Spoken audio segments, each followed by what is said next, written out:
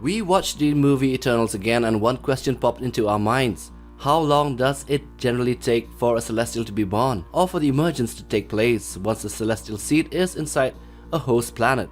So in the MCU, a celestial seed was placed inside the Earth 7,000 years ago in the past, but why did it take so long for it to emerge, and how did it grow? Let's discuss everything about them in detail in this video, their origins, motives, and life cycle, as well as powers.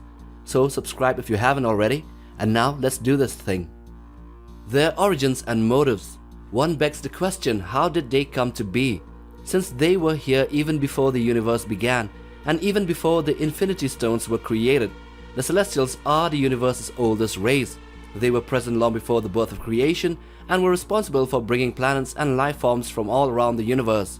They used their boundless cosmic power to create planets, stars, and life forms, as well as bringing light into the universe and stop the darkness from overcoming everything else. They seeded planets with nascent celestial seeds in order to create more celestials and expand the bounds of life in the universe. They are not evil nor good, but just indifferent to the lives of mortals and even gods. Their sole purpose was clockwork, to create more of themselves so that they can create life and stars, so that they would be in turn hosts for more emerging celestials. This also shows that celestials are asexual in nature and are born out of created seeds. They usually need host planets, with an exception, Ego, who didn't have that. He in fact became a planet, quite the opposite. They can also reproduce with mortals, giving life to celestial hybrids, as in the case of Star-Lord Peter Quill. So their appearance. Let's talk a little bit on this before going to their life cycle. The Celestials appear to have a humanoid appearance. Their bodies appear to have skeletal and neurological aspects that were identical to humans, but on a planetary or even a bigger scale. When compared to a fully grown Celestial, a human-sized Eternal barely registers as particles of dust. For example, one severed head of a Celestial called Nowhere is huge enough to house a mining colony, and it contains enough extractable minerals to keep it running for decades and even centuries for that matter. Even though Eson the Searcher resembles the other Celestials in appearance, his height and stature, however, are shown to be enormously smaller, even though it's the size of a mountain. Ego, on the other hand, was of a planetary scale, and although he did have a human avatar, but that's about it. His real self is the entire planet he consciously formed over millions of years. So now we come to the celestial life cycle. We can most definitely say that a celestial is biologically immortal and cannot die from old age. That is, if time even has any effect on them. But they can be killed, or they can die from other means, as we can see in the cases of Ego being killed by the Guardians of the Galaxy, Nowhere by someone maybe Null, the god of the symbiotes, and then Tiamat in the movie Eternals by the Eternals themselves. So we have quite a bit to unravel here. The Celestials as seen in the Eternals were different from the likes of Ego, but not as much as you'd think. A Celestial's general appearance and life would change in accordance to how they were nurtured in their early life stages. Let's see the life cycle of them and then talk about Ego after that.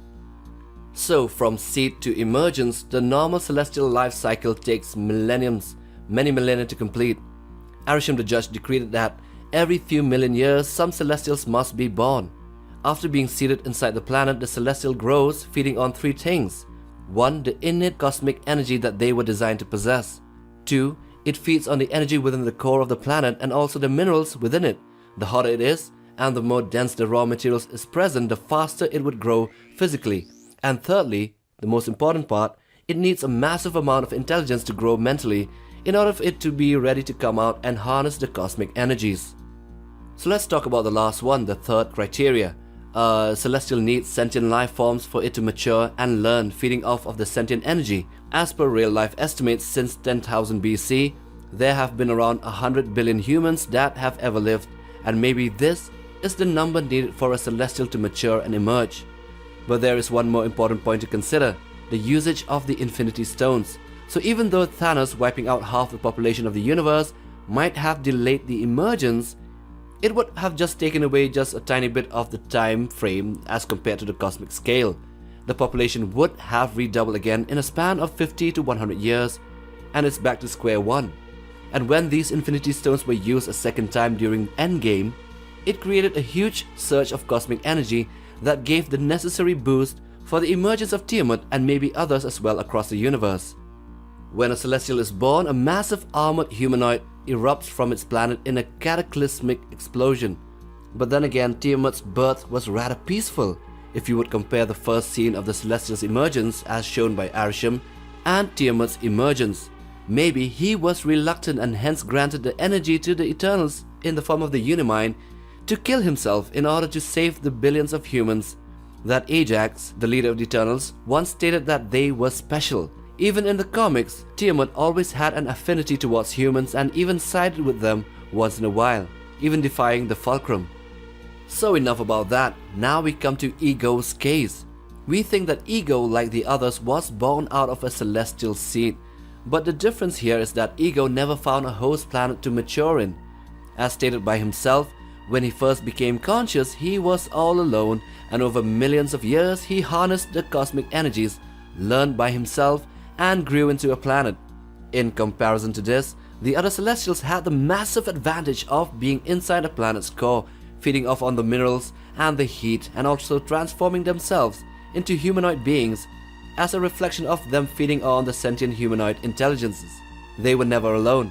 They matured faster in the time frame of several thousand years as compared to Ego, who took millions of years to do the same. And he became a planet in appearance because that's all he knew, and with limited access to cosmic magic since there was no sentient energy for him to learn from. Nevertheless, the Celestials can manipulate matter and energy on a massive scale, and they are the universe's most potent energy creators. Although Ego's case was different, the others, their origins, life cycle and motives were all generally the same. So, I hope you have enjoyed watching this video. With that, we come to the end of it, so do hit that like button for support and subscribe as well to be a part of the MindQ family. But most of all, smash that bell icon for regular updates on new videos right here on this channel. Till the next one, take care fam.